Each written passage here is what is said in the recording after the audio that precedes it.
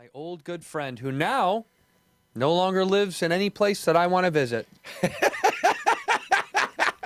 The guy moved to Austin and Pennsylvania. Yeah. No, I love both. Austin. I love both places. We love it, dude. Right, so obviously it's another video where comedians are calling out Austin, Texas, and the comedy scene down there. And I feel like this wouldn't even have been a topic of conversation had Joe Rogan not made it a thing to try to force comedians to come down there. Had Joe just moved down there and then that was it, made a club even, invited comedians to perform, that'd have been one thing. But when he said, hey, I'll buy you property, I'll pay your rent until the club is going, that's when things to me got really strange. What happens to a stand-up comedy scene that was expected to be the future of the industry turned out to be the biggest joke. Even Austin, Texas, which was being hyped as the promised land of comedy, is now receiving a huge backlash, not only on the side of comedians within the field, but also outside of the field. The Austin comedy bubble seems to be popping, whether due to the alleged presence of the toxic culture or the supposed focus on the shock value instead of true talent. We are getting into a deep explanation of why we should care about and why the big comics are speaking up, what is actually going on behind the scenes at places like the Mothership, and how the comedy business of Joe... We've all gotten to a place now as comedy fans where we've realized that this is not only just a boys club, but a bros club. They're pushing out all of the real talent. And yeah, maybe Kill Tony from time to time will have somebody that is a good performer and you could cultivate a good comedian out of. But do they do that, or do they just simply pander and say things like, well, this guy's the next thing, the next best thing. I mean, he's writing a new minute it's like he's writing a new minute every single week, but I thought he was selling out at clubs. A minute isn't enough to sell out clubs, Tony. Like, I don't know. I get that this was going to happen. I sort of predicted it, and I think it was all because of this club thing. Not just like a Mothership club thing, but a bros club. Hey, we're all the guys that do cold plunges and shoot bow and arrows and shit. Come hang out with us and we'll play pool. And you're like, I just want to write comedy and have a place to perform it, to perfect it. Isn't that fine? Instead they're like, no, we get high and drunk and do mescaline in the fucking green room.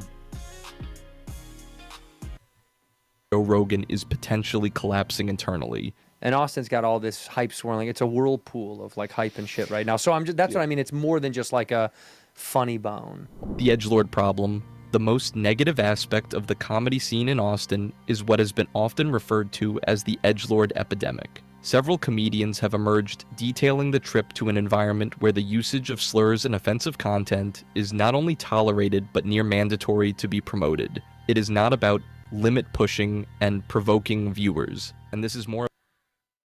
Look, if we're going to be really critical and actually curious about this shit, I think the most important thing to do is hear how, people that live in Austin feel about this. How does it feel to live close to the comedy Mothership? What is that like? Every single weekend, every weekday, just these subhuman, wannabe poets trying to perform at the goddamn Mothership. Plus the coveted 6th Street itself, right? There's no way that it's a fun place to be. I just don't believe that. And I think the fact that most people realize that now is why we are so irritated. Because it's like, stop lying to us. Just admit what it is, dude. You did it because the property was cheap, the travel was in the middle of the country, so both comedians on the East and West Coast could come perform. It's a known city for comedy. People do perform comedy there long before Joe Rogan ever got there. I don't know. It's like moving to, Nashville, Tennessee and dragging all these musicians there because you think, you're the best guitar player, even though you stink at guitar. Like, you're just, why lie? I just don't understand the point of lying about it. Hey, man, Tim Dillon, Shane Gillis, all these people that have actually spent time living in this place are like, yeah, it's a dump. So admit that. Yeah, Joe Rogan, of course, your area of Austin might be fucking awesome. If I had to guess, right? Any dude would probably enjoy living where you live, having the things you have. We're not saying that we're jealous. Congratulations. It's just you don't have to lie to us because you're living on the grass is certainly greener in your yard. And I bet you've never mowed that lawn. More about bootlegging comedy in the guise of being courageous. The very recent encounter that Bobby Lee had with the Austin-based comedian Ari Maddie is a perfect illustration of this problem. When Lee pointed out the non-use of offensive language as being the cause of shock factor, he pointed to the inherent issue in this, that the comedians are not using provocative content. Well, that's where the argument kind of falls on its face. When Bobby Lee is the comedian telling you that the shock factor is a ridiculous thing to lean on. Because if we can all think of Bobby Lee's career in comedy, he's most known for showing his private parts. Right? He's no different than Ari Shaffir, fully leaning on the shock factor. Is it funny? Yeah. But for a guy like that to tell you that the language you're using is too triggering or purposefully triggering, it's like, well, what are you doing when you're pulling your penis out? Right? Content to make an argument or to be truly funny, but instead, they are resorting to its use as a means of appearing to be edgy. This is a total misguided perception of what transgressive comedy is. It is not just a matter of single choice of words. Pat Dean, the manager of the Valve Comedy Club in Austin, confirmed that a lot of comics are under pressure to perform transphobic material or utilize some slurs due to the feeling that it is something that the scene wants. This is a vicious circle that, with true creativity being swapped by the list of offensive material. Shane Gillis accidentally displayed the extent of this problem when he stated that the pendulum has been swung a bit too far and that not every person needs to say it with each set. The very fact that this even has to be said reflects the normalized nature of the behavior to such an extent. We are talking about a situation where the comedians are expected to make sure that they include some offensive material, no matter whether it contributes to their comedy or not. Such formulaic treatment of the Look, we have all known somebody to tell racially charged jokes or sexually explicit jokes that aren't good at telling jokes, right? They don't understand the beats, the cadence, the rhythm. They understand none of it. They're just saying the words, and then it doesn't sound like a joke. Imagine you have a whole city of those type of comedians, these people that don't understand that, yeah, we want you to tell us, say some crazy jokes, yeah, be a little explicit, but at the same time, make it funny.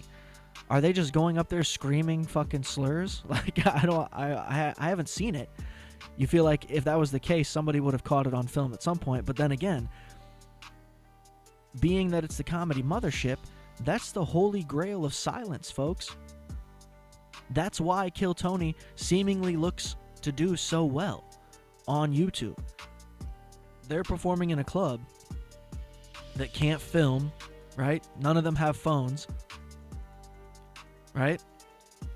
There's also printed text on the walls that say no heckling. So even when one of these dumbass comedians is absolute trash and Tony wants to, give him praise, the crowd's only choice is to be silent. And then for the most part, they don't do that. And it's because they're in this place that doesn't allow them to be critical as an audience. It's frowned upon. So with that being said, whether or not they are saying crazy jokes that could get them in trouble, they're never going to get caught. No one's going to catch it on film, right? Unless somebody's slick enough, and we got people out here that are for sure, but it's also like they're going out of their way to avoid that. So they can say whatever they want. And they can sort of push an agenda that if you're not getting tickets to get into the Mothership, you will never be a part of. It's a secret club. The fact that they call it a club is almost like a way to hide it in plain sight. concept of edginess has produced what critics refer to as Austin trans brain. That is a state of the mind where comedians feel compelled to be preoccupied with a particular subject matter, not because they have something to say, but because they believe it is what the scene requires. It is not sincere comedy, it is drama controversy. As a city, it's just, you cannot compare it, sorry, to New York or Los Angeles. Can't be nice to compared. hear that. Can't be compared. Nice to hear. I mean, that's not news to anyone, right? I mean, no one. Not to us. Don't say that in the green room of the Mothership. Yeah. The Mothership's toxic culture. The flagship comedy club by Joe Rogan, The Mothership, was opened with the promise of being the jewel of the thriving comedy scene in Austin. To most of them, it has been not only the coming of one of the largest figures of the comedy industry in the city, but also the opportunity to create a new center of creativity and free expression. You know, being somebody who comes from a background of obsessing over conspiracies and the Illuminati, this certainly just, it feeds into that part of my brain where I'm like, yeah. No, this is definitely the Illuminati. This is some occult shit for sure. There's no fucking way that these comedians didn't go to Texas and aren't spending nights in Joe Rogan's backyard in some sort of cloaks around some sort of burning, wooden figure, reading some Latin text. I just don't see how that's not possible. It has to be happening. I don't believe anything otherwise. Prove me wrong. Rather, the venue is gradually turning into the epicenter of inclusion and unfriendly accusations of behavior.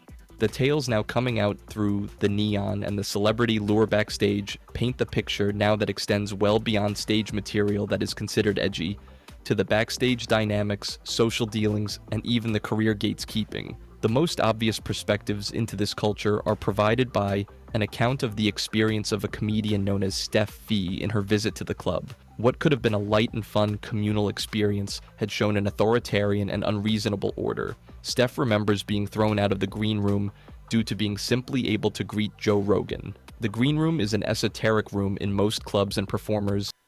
I don't like the fact that this guy definitely used an AI voice. That stinks because they can't read the scripts for shit. I don't know why you even try to... I mean, even if it's an AI script, an AI cannot read it very well. I mean, it's Steph Tolev. I mean, it's not that hard to say, number one. But number two, these videos end up being all the same. They end up showing the exact same clips sort of over and over. It's the same Mark Maron saying this, Steph Tolev saying that, Joe DeRosa saying this, and it's fine. But it's like, is anybody watching the entire episodes with these people? That's what I want to know. Is anybody watching that whole episode? Is one person just being like, ooh, here's a trigger word, here's a trigger statement, gotta make a note of it?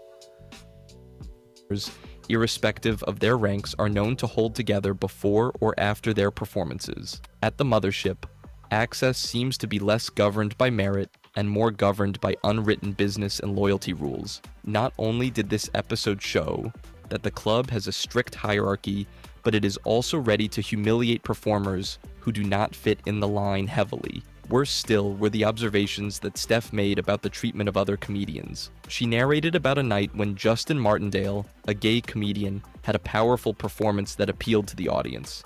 His success was not celebrated, but rather was accompanied by another comic who took a 15 minutes to mock him simply because he was sexual. It was not a jest, but meant... I want to know is, who's the comedian? What's this protective shit? Like, if Steph was already kicked out of this green room, if she's essentially been, I guess, banned or whatever, I don't know. But being kicked out in itself would make me name names, dude. Like, as soon as I knew that I wasn't allowed to come back to this little sacred spot you guys have, your little fucking bros club, I would have immediately been like, yeah, no, so-and-so said this. So-and-so was acting like a real asshole. Why would you still be protective? That's weird, right? I've never understood that because I hear so many comedians, and I'll never get it, constantly talk about how Dave Chappelle's the best, Dave Chappelle this, Dave Chappelle that, but yet nobody ever tells a Dave Chappelle joke. He's so ingrained in your world of stand-up comedy, how come you have no reference other than other people saying he's good? Weird to me. Upon Steph complaining of the behavior, indicating that it was over the line between entertaining and inhumane, the response wasn't support. It was further ostracization. Her willingness to challenge the prevailing culture marked her as an outsider, reinforcing the idea that dissent at the Mothership comes at a steep professional cost. Dude. This interaction produces a chilling effect, as many put it. The comedians, who would otherwise speak up and go against the attitude or oppose the hostility, instead end up keeping quiet as they fear losing their jobs as a result of doing so. That's what I mean. If there's a fear of losing your job, but then also you still already got kicked out, fucking name names. What's gonna happen? What kind of power do these motherfuckers hold over like other clubs? What's gonna stop Steph Tolev from being able to perform anywhere else in Austin? What's the stronghold? I mean, yeah, Joe has the Mothership, and that is arguably a very alpha male type of a name for a club, calling it the Comedy Mothership. If it's a competition, right? There's the Comedy Store, the Laugh Factories. No, come to the Comedy Mothership. Hey, you want the best comedy? It's at the Mothership of comedy, right? Wouldn't that make the most sense? Somebody coming here for the first time looking at, see comedy, they're like, oh, should I go to the Laugh Factory? Or should I go to the Comedy Mothership? Either way, being kicked out, I'm naming names. I'm letting it go. And then I'm performing at the fucking Improv next week for $30. Who cares, dude? But to be so protective is bothersome. It is not just about conflicting political beliefs or humor that collide with each other. Instead, it concerns the implementation of a very limited cultural template, the one in which women, LGBTQ+ comedians, and others who do not fit in the mainstream worldview feel unwanted or unsafe. It is not only the atmosphere that does not welcome inclusion, it also punishes those who want it. As it was explained in many different sources, misogynistic and homophobic undercurrents are not only tolerated, but in certain instances, even encouraged. This occurs not only in the booking process, where it is the voices that are raised that are favored, and the... Look, I'll be the first one to say it if it hasn't been said. I don't think Adam Egget has any reason other than being Norm's friend to be the manager, booking guy for the Mothership. Like, the guy doesn't seem to understand funny at all. But again, most of these guys don't. And that's why we are where we are. It sucks that we have to keep, just harping on it. We can't let it go. I guess, speaking out to myself a little bit, it's like, why not just let it go? And it's, I guess in my own head, to make my own argument, would be, hey, that's because I want it to be good. And the guys that are getting rich aren't good. That's really all I care about. Their fucking political beliefs and religious beliefs. I don't care about none of that, dude. Just be funny. And we're just not getting funny anymore. Either way, guys, hit that like, hit the subscribe, join the Crawl Space, Patreon, and support us. Hang out. Let's talk about this shit. But till the next one.